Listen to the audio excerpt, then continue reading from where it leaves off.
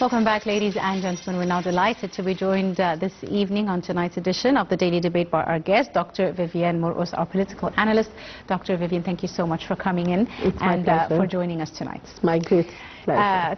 Doctor, let's begin, by talking a bit about Egypt's foreign policy. How do you see Egypt under the leadership of President Abdel Fattah al-Sisi, shifting its foreign policy, focusing more on developing African ties? Actually, when President Sisi took over, he is following a very balanced foreign policy. He is developing relations with everybody and concentrating, of course, on Africa, because everybody knows now that Africa is the future. Absolutely. Regarding the resources, regarding the development, the need of development, the need of finding jobs for the youth, because Africa has the biggest, the youngest population. The youngest and biggest population of youth in the world now. So it's worth uniting all the efforts to have all Africans under the same thoughts, the same vision for a future for Africa. And it's very important. And of course, he's been concentrating and sending the right people in the right places as ambassadors, and having, as well, he presided the African Union almost as soon as he took over the presidency and the presidency. And it was a good opportunity to gather all the African leaders in Egypt and discuss further things for the future and the vision of a better Africa. Absolutely. Of course. And all the African nations are getting more and more aware of their value regarding their resources. And nowadays you see that all the African leaders are keen on managing the resources themselves. Yes. And we've seen a lot of movements in so many countries regarding the takeover of this management. Absolutely. And by a lot of youth at the leadership in this vision.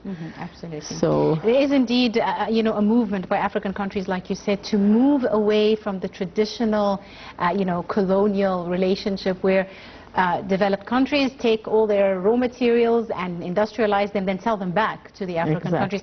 And there is a move towards industrialization.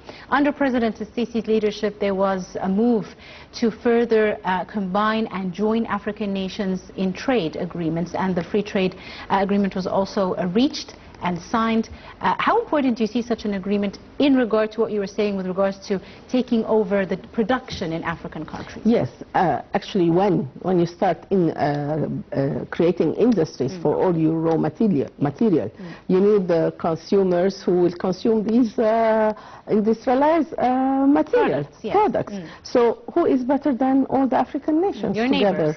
The neighbors, all the African nations, we're the biggest population of the world as well, all Africa together. So the consumer power is very big, and if we do that, the money stays in Africa as well. So it's a very important thing, and we see that President Sisi has a certain vision in always turning dust into gold. When whatever he touches, he is a very good, he has a very good potential for how to make money in the best way possible, and to use what you have in order to have the best income possible. We've seen it in Egypt in so many ways, well, regardless of the problems that we have, but we have advanced a lot in so many ways by creating opportunities from nothing.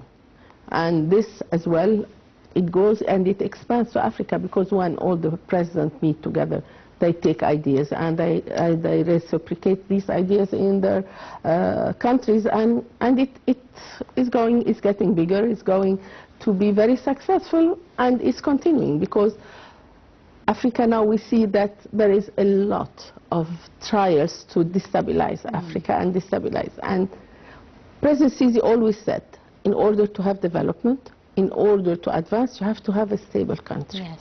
So we are all fighting this instability that's being created everywhere in Africa in order to stop this movement of advancing. But all the new generation in Africa, even everywhere in the world now, are aware that no one wants wars. No one wants destabilized places. They want to enjoy what they have. They want to have families. It's because it goes on. It's not just enjoying your surrounding. You want to enjoy a life. Yes, absolutely. You want to have a family. You and want a future. And it's a future. Everyone think of a future. You cannot have a future with wars. Absolutely. It's a destruction of every good thing. Counterproductive. How do you see, Dr. Vivian, the ways that Egypt has enhanced its political as well as economic strategic influence across the African continent? Yes, of course that the position of Egypt is the heart of the world. Yes. And vis-à-vis of Europe, vis-à-vis of Asia, vis-à-vis of Africa. And Egypt for African nations. Don't forget that President Nasser helped a lot of African countries to gain independence. So Egypt is always an idol to follow. And for African countries, by the way, they think of Egypt, those who build the pyramids are continuing to build. We are big builders. We are known as the builders of the world. When they come here and find all these buildings going on, it just puzzles everyone. And they call all these companies to their countries to build the same stuff in roads and housing and in so many places of Africa. Yes. It's happening. It's happening because we have this reputation. We are the builders of the world. We are the builders of Africa because Egyptians are very special. We have to admit it. We are very special. We have these genes. We have this power. We have this strength, and we are challengers. Whenever there is a challenge, Egyptians would always go and win the challenges. And it's a description of everyone in Egypt and our president. He's a challenger, and all the Egyptians are challengers. Because with all the devaluation that we had, and Egypt is still going on, it's a big challenge. But we are determined to continue, and we are not going to let anything destroy, despite all the suffering that everybody is suffering, but we won't let anything destroy us because we are going ahead, and we will go ahead, despite everything. Absolutely, Dr. Vivian. Now, Egypt, as you said, balances its role. It is a regional power, absolutely, and it has broader diplomatic ties and relations with other countries, specifically the West, as well as Asia, as well as Europe. How does Egypt, become the windowway for other African countries to stretch across into other continents? Of course, when there was this African Union presidency, all the African leaders came. And they have discussion, and they have plans, and they can continue having those plans and execute them with the president, whatever they have. We see how Egypt is helping Tanzania building dams, helping medical health care. We send a lot of doctors. We send. There was a big center for liver transplant in Ivory Coast, made by Egyptian doctors. The cultural exchange, the educational exchange, the possibility of African students to come and study in Egyptian universities. We have Senghor. You have a lot of exchange in so many domains. Essentially culture and education and health. It's so important. And of course the political and the social path that it's done by the diplomats of Egypt, very highly ranked ambassadors that are all over Africa to promote all these Egyptian exchange programs, the Egyptian building by Egyptian companies and as well African in here, the exchange in tourism. There is a lot of effervescence going on between Egypt and a lot of African countries. Lots of opportunities as well. Yes, yes. On another level, you mentioned the issue of health, which is very important, and Egypt has contributed to African healthcare systems in many ways. From years and years ago, as you said, Egypt used to send doctors, still continues to do so, send doctors, medical practitioners, nurses, allowing other African doctors to benefit from Egyptian expertise, train under them, etc. Also during the pandemics, Egypt played a big role in giving medical supplies, medication, vaccinations, etc. How do you see, in light of some of the challenges now being faced all around the world as a result of the global challenges, how can Egypt play a pivotal role in providing, access, for example, to medical supplies during pandemics, during emergencies, medicine as well, to other African countries? We have seen when any country African, especially African, or any neighboring country has a problem or a war crisis, whatever, we are the first one to send loads and tons of aid. Yes. Even when we have shortage, but we are very keen on helping others to overcome their needs for medication. And we still continue that with everything. We sent to Sudan, we sent to Palestine, we sent to Libya, we sent everywhere medication and doctors and everything. So, and we, as I said, we have our universities that are open for students from Africa. And even here in Maspero, there is a school for African media practitioners. Yes. So they're everywhere because we have a big aid to each other, and it's so important. Absolutely. Yeah. You mentioned the issue of tourism, another very important role. How do you see promoting tourism in the continent leading to more African integration? What role can Egypt play in this regard? You know, every country has got a special character of tourism. Absolutely. And Egypt, of course, has the widest tourism in the whole world, not just in Africa. Yes. And, you know, having an exchange weeks between countries can promote tourism in both areas. For instance, a gastronomical week in any African country, as opposed to this African country has a gastronomical week with a tourism sites and all that. I've done that 30 years ago between Ivory Coast and Greece and Egypt, and it was very successful. So this type of things is a great thing to promote tourism in a soft power, in a soft way, and in an enjoyable way, because you discover a lot, you put a lot of films about all countries. A lot of people know Egypt, but they don't know, they think everybody walks with camel and jalaba. So when we make programs and gastronomical festivities, we exchange and we show what we have, what we can offer as well. So this is very important. And a lot of sea tourism as well. Because lots of African countries are landlocked. Yes. They don't have beach. Only the Dakar, Ivory Coast, all the ones that are bordering some other places like South Africa and all that. You have diamonds. You go there and buy diamonds. But I mean, there is specific things for every country. Yeah. Absolutely. And now President Sisi always says that there are promising and diverse opportunities for African partners, which makes Africa, you know, one of the most interesting destinations, as you said, for international business. Why do you see Africa being considered one of the most important destinations now for international business cooperation today? Because you see that all over Europe, everything has been used. All the resources have been discovered.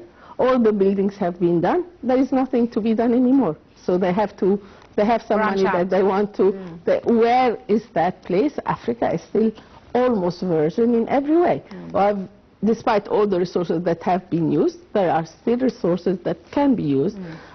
Gold, mine, petrol, fruits even, coconut, chocolate, coffee, everything. It's the blessing of the world in Africa. All the things that you can dream of, you can find. So everyone who wants to invest, it's the best place to invest. And it's cheap labor. And it's cheap labor and a beautiful surrounding, and it's nice to live there. Weather, etc. Yes, in every way. So it's the perfect opportunity, and we see now even a lot of Egyptians are everywhere in Africa now by the demands as well of African, because sometimes they don't want certain investors, but they are welcoming Egyptian investors. They're building a lot of housing like Egypt here, because a lot of countries need housing. And roads and infrastructure. And roads and infrastructure, of course. And it becomes a win-win situation. Of course. For Egyptian investors as well as African host nations. Of course. It's a win-win situation. Of course. Another important issue I wanted to discuss with you, how do you see efforts by Egypt to develop other industries in Africa? Because industrialization is the main challenge for African countries, and we're seeing, for example, Asia moving towards the African continent in this regard, trying to build factories, trying to improve industries, etc. How do you see the role of trying to keep it, you know, inside the continent? Because at a certain time there are some organizations that prohibited almost certain countries of having industries, because it's a lot of competition. If they start having industries, that is... How will they import? Yeah, so it will spoil something there. Yes. But now, President Sisi is helping, actually, as you said, is helping every country to see what resources you have. Okay, we'll help you build this factory or that factory, and even as part of the African Development Bank, who gives loans to everywhere. They are offering, say, please open industries and we'll sponsor you, because they want to industrialize. The African Development Bank is the bank that gives loans to countries in order to develop everywhere in these countries. And they have help from this bank, who gives sometimes grants, who gives sometimes loans with very low interest rate. So it's the perfect situation to help Africa get up and build. And a lot of the new generation have a lot of ideas, and they are doing a lot of things, even small factories. But it's wonderful when you go and visit Africa and see what has been done with the new generation, and they have great ideas. Because they are creative. Africans are such a creative population. All Africans, like Egyptians, we're all, the North African, the West African, the South African. It's like, I compare it to triangles of economy.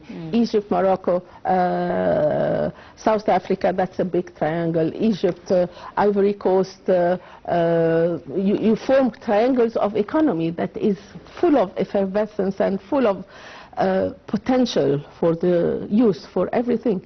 And there is a lot of concentration now, and you see every day there is an interest. Morocco is a lot interested in a lot of West African countries, and there is a lot of investment of Moroccan as well.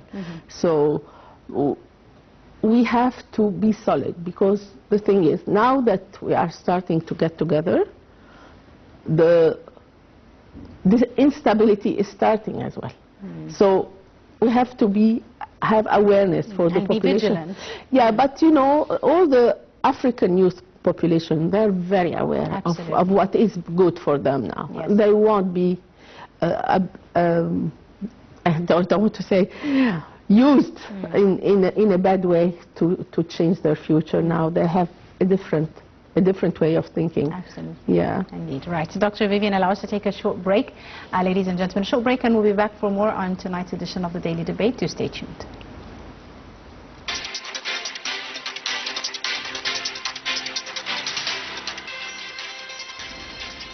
Welcome back, ladies and gentlemen. Still with you at tonight's edition of the Daily Debate. Again, very delighted to be in the company of Dr. Vivian Morcos, our political analyst, and our guest for the evening. Once again, Doctor, it's an absolute pleasure to have you with us. Pleasure is mine. Dr. Vivian, let's move to a very important part of this debate, which is the Egyptian foreign policy in Africa. How has it contributed, to the country's global standing when it comes to mediating, peace brokerage, a very important role played by Egypt in this regard? We can see how important the Egyptian role is by today's visit, today's visit, absolutely. And how the mediation for the Palestine-Israel. Of course, we see how President Sisi is always there, the first one to go and mediate. We've seen with Sudan, we've seen with Libya, we've seen with everything, we've seen with Somalia, we've seen with Eritrea, we've seen with all the countries. Egypt is very keen on being a mediator for peace.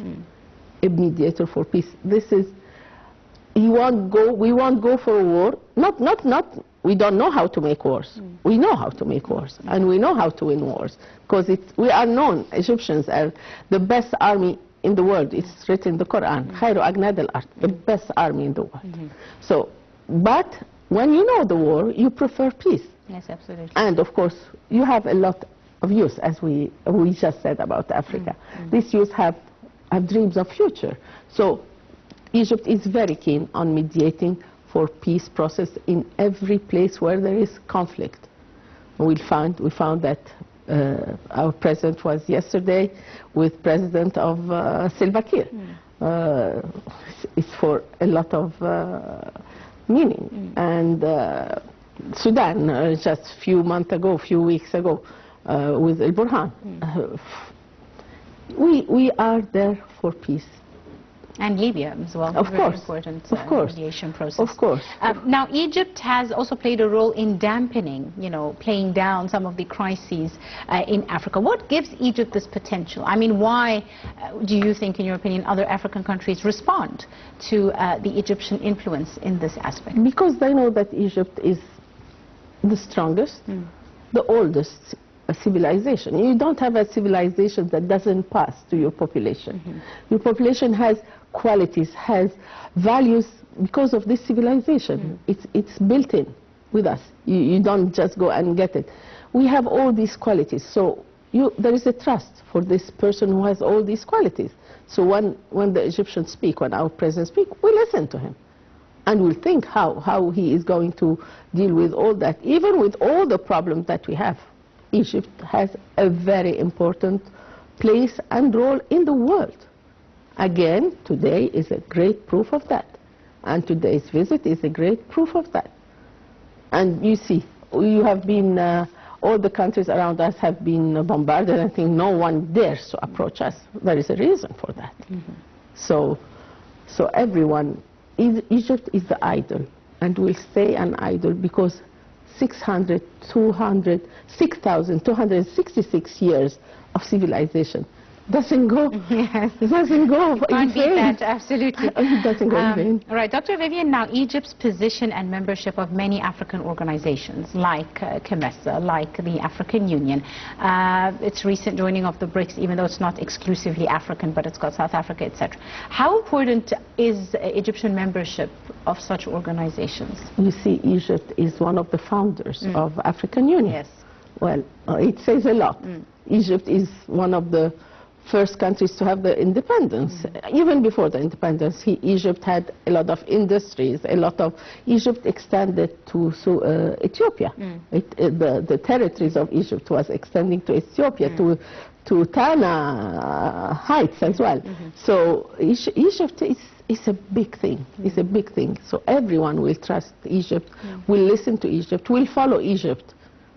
By all means, despite all the trials of anybody else to attract, but Egypt will win at the end. Absolutely. Doctor, how do you see the future of Egyptian-African relations? What do you see, in store for such relations? What needs to be done in order to reach their full potential? If there is a real stability, all the youth should have entrepreneur. The Egyptian, African youth entrepreneur should have meetings and have brainstorming sessions to see how they can do it together, because the youth have different ways of tackling matters. I think outside the box. If all of them, of course, our president had a lot of youth forums, which was wonderful, but we want all the youth entrepreneurs of Africa should get together and sit here and there and everywhere in all the African continent to see how they can move it all together. And you'll be surprised to find wonders when they all get together. I really dream of that happening, that all the youth of Africa, entrepreneurs, to get up and have brainstorming sessions together. This has to be organized by Foreign Affairs, the Chambers of Trade. We were talking about trade. You're not going to succeed about it if you don't have all that together. You have to have all the... I mean, for years and years we've heard of, from Cairo to Cape Town, Cape to Cairo. Yeah. This initiative has always been... It's been because we've been living with the African Development Bank. For it was the dream of the African Development to have a rail between Egypt and South Africa. That was maybe 40 years ago, from the time of founding of the African Development Bank. And it's feasible. Maybe it cannot be just by plane. Luckily nowadays some of our flight is resuming with all Africa, because you cannot have trade unless you have planes. Transport, yes. Yeah, for the moment, because you don't have the trains, so you have to have planes. So luckily it started again. So a lot of work to be done in this matter, and they should get together and move on. Absolutely. So you're optimistic, Dr. I am. You're optimistic and you have a lot of faith in Africa. Oh, yes, I do. Very good. Right, I'm afraid that's all the time we have for tonight's edition of the Daily Debate, but I'd like to thank you very, very much, Dr. Vivian Morcos, our political analyst and our guest for the evening. Thank you so much, ma'am, for your time and for joining us on today's episode of the Daily Debate. Thank you. It was my greatest pleasure. Thank you so much, Doctor. And with that, ladies and gentlemen, we wrap up today's episode. We do hope you have enjoyed it. I'm Angie Meher. Thank you for watching.